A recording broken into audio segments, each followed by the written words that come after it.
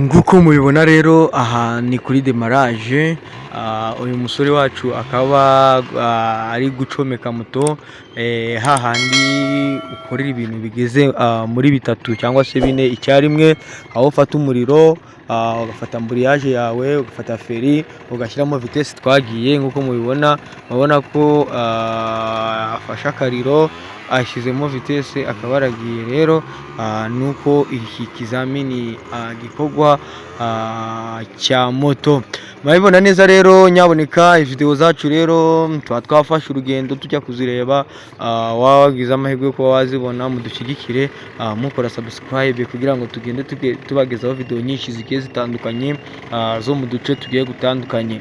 Umunsi rero twibanze ku bintu bijyanye na moto, ariko ejo tuzavuga n'ibindi, ndetse hari ni inyunganizi cyangwa se igitekerezo n'ibindi wakumva ko twababwiraho, watwandikira muri komenti ubundi tukazaza tubibabwira. Ahangaha rero ni mu karere ka Rubavu, kuri site ya Rubavu, ahakorerwa ibizamini byo gutwara ibinyabiziga.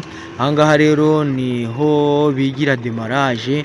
Urabona ko uyu musore wacu afashe akariro, agiye kuzamura ukuguru, ubundi agahita acomeka, bakamuhamagara bakongera bakamuhagarika.